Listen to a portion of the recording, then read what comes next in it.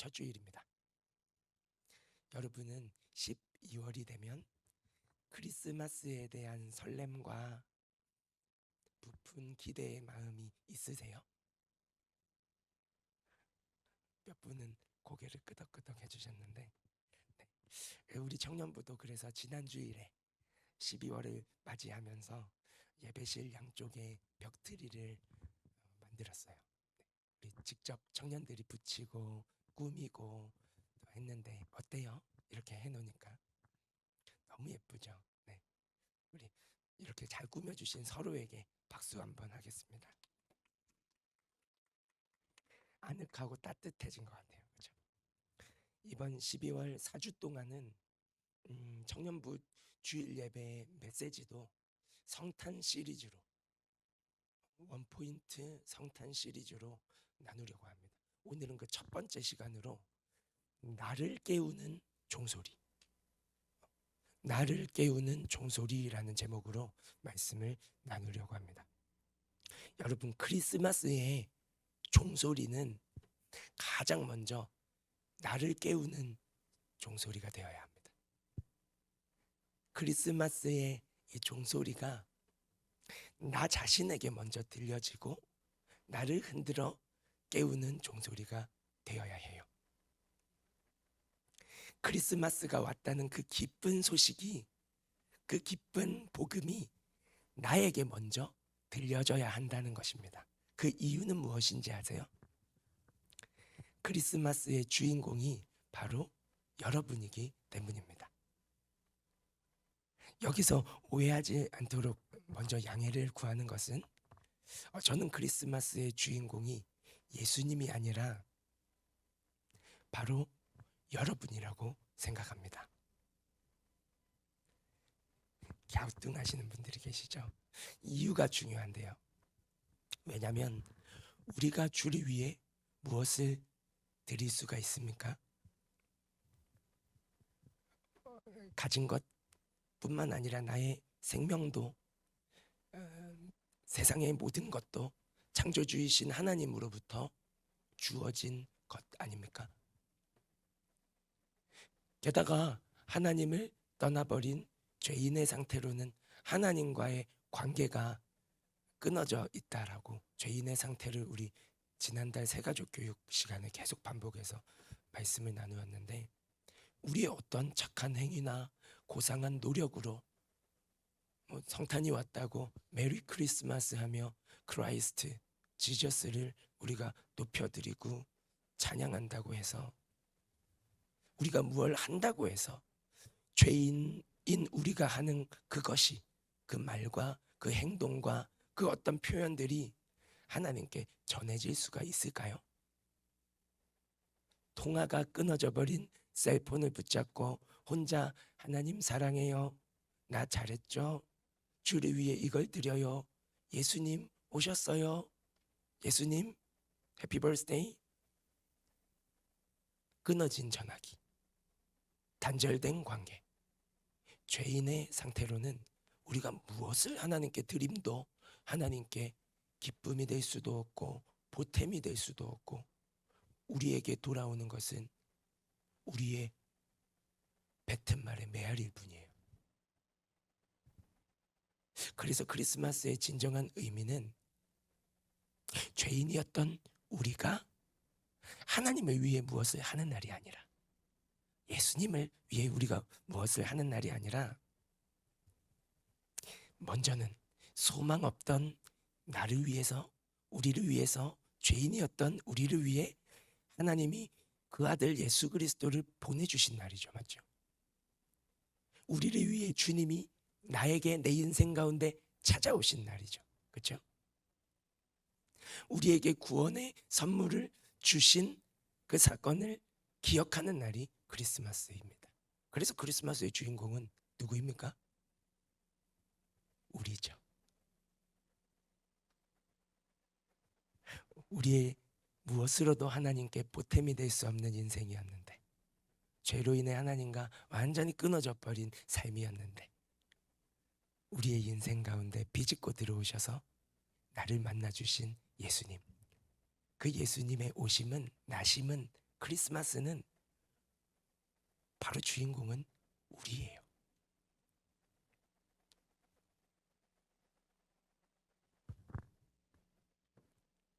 그렇게 크리스마스를 통해서 나에게 주어진 선물이 무엇인지를 제대로 알고 누릴 때 크리스마스의 주인공이 될 수 있습니다. 여러분, 크리스마스의 주인공이 되고 싶으세요? 정말요? 아니, 반응을 안 하시는 건 아닌데 제가 작게 반응하니까 똑같이 작게 하고 계시네요. 크리스마스의 주인공이 되고 싶으세요? 그바 또 그래. 예, 여러분, 오늘 마태복음 1장 23절 말씀은 예수님이 나심으로 이 땅에 오심으로 바로 나에게 주어진 크리스마스 선물이 무엇인지 알려주는 말씀입니다.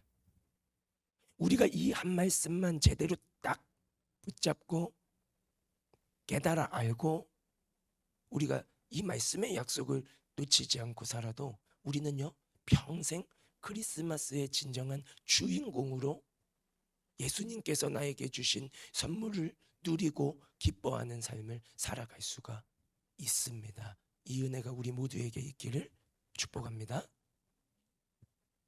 그럼 선물 상자 한번 언박싱을 해봐야죠, 맞죠? 다시 한번 마태복음 1장 23절 우리 띄워주시면 감사드리겠습니다. 외우기도 참 쉬워요. 까먹을 때마다 마태복음을 줄여서 뭐라고 하죠? 맞죠? 1장 23절이니까 1, 2, 3 맞죠? 내가 예수님이 주신 선물을 까먹고 삐리삐리 할 때마다 1, 2, 3 하면 딱 기억이 나요, 맞죠? 예수님이 주신 선물을 막 까먹고 막 이 크리스마스가 뭔지 막 왔다 갔다 해버리고 막 세상에 엑스데이 무슨 해피 할리데이 할 때 막 크리스마스의 정체성이 잊어버려 갈 때 1, 2, 3 하면 딱 기억이 나요, 맞죠?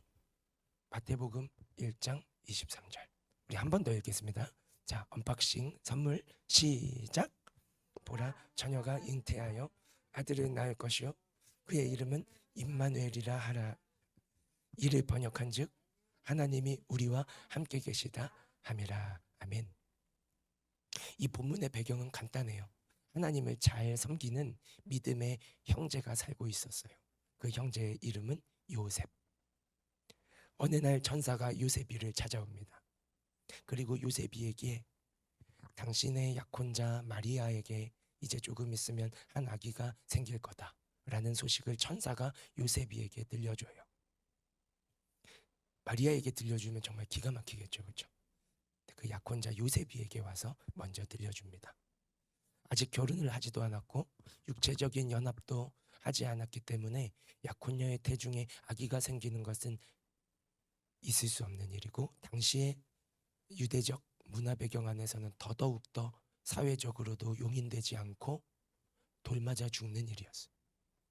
근데 미리 하나님께서는 요셉에게 찾아오셔서 너의 약혼녀 마리아에게 아기가 생길 거라는 사실을 알려줍니다. 그 아기의 이름은 예수다라고 말해줍니다. 그 예수의 뜻은 곧 자기 백성을 그들의 죄에서 구원할 구원자이다 라고 설명해 줍니다. 그러면서 이어서 오늘 우리가 함께 읽은 본문 마 1, 2, 3 이 말씀도 함께 요셉에게 천사가 말해주는 거예요. 예수에 대하여 이렇게 말씀해 주고 있죠. 처녀가 잉태하여 아들이 낳을 것인데 그의 이름은 임마누엘. 우리 한번 해볼까요, 같이? 임마누엘. 번역하면 무슨 뜻입니까? 어마어마한 뜻이죠. 하나님이 우리와 함께 하신다라는 뜻을 가진 임마누엘, 예수님의 정체성을 알려주는 이름을 요셉에게 말해줍니다. 잠시 후면 예수라는 아기가 태어날 건데 그 아기의 출생의 비밀을 말해주고 있는 거예요. 처녀가 아기를 낳을 것이야. 그러니까 그 아이는 우리가 창조계의 질서에 따라 남녀의 연합을 통해 생겨난 생명이 아니라는 것입니다. 그러면 어디로부터 온 악입니까? 우리가 사도신경으로도 예배 시작하면서 오늘도 고백했죠. 고백하지만 성령으로 잉태하사 동정녀 마리아에게, 처녀 마리아에게 나시고 성령으로 잉태되었다는 것이죠. 성령 하나님으로 말미암아 주어진 악이라는 거죠. 하나님께로부터 온 악이라는 거예요. 그러니까 요셉의 아들이 아니에요. 요셉의 가정에서 인간의 몸으로 났지만 요셉과 마리아의 연합을 통해 생겨난 아기가 아니라 성령으로 잉태한 하나님으로부터 태어난 아기라는 거예요. 하나님으로부터 주어진 아기라는 것입니다. 그래서 천사는 요셉에게 예수님의 정체성을, 그 출생을 분명하게 알려주는 한 이름을 말해주고 있는데 그것이 바로 우리가 오늘 붙잡아야 할 임마누엘입니다. 예수님을 가리키는 말들은 성경에 되게 많아요. 왕이십니다. 목자이십니다. 은밀한 것까지도 아시고 또 우리에게 당신의 은밀한 비밀을 말해주신다는 의미에서 예수님을 친구라고도 표현하고 계세요. 그냥 친구도 아니고 친구를 위해 목숨을 내어주는 좋은 친구라고 말씀하고 계시죠. 우리의 삶의 주인이기도 하십니다. 예수님의 정체성과 그분과 우리의 관계를 나타내는 이름들이, 호칭들이 성경에 여러 가지로 등장하고 있지만 오늘 예수님의 태어나심, 예수님의 나심에 대한 소식과 함께 우리에게 주신 이름은 무엇입니까? 임마누엘. 이것이 오늘 우리가 붙잡아야 할 키워드입니다. 예수님이 이 땅에 오신 이유는 무엇일까요, 여러분? 나에게 예수님은 어떤 분으로 나를 찾아오셨습니까? 물론 우리가 예수님이 오신 이유를 복음 그대로 이야기하면 나를 죄와 죽음에서 건져내셔서 하나님의 자녀 삼으시고 구원하시려고 나를 위해 죽기 위해 십자가를 지기 위해 오셨다라고도 볼 수 있겠죠. 근데 예수님의 십자가의 죽으심이 끝이었나요?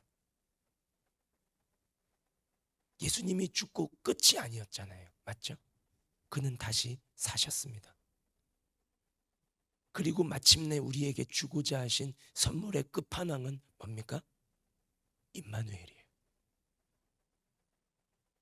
우리와 영원토록 함께 하시려고 나를 찾아내기까지 찾아내셨고 내 인생을 추적해 들어오셔서 먼지더미에 있던 내 인생을 털어서 일으켜 세우시고 죄에서 구원하신 것으로 끝이 아니라 나와 늘 함께 하시는 임마누엘의 하나님으로 내 인생 속에 내 마음 가운데 찾아와 주셨다라는 것입니다.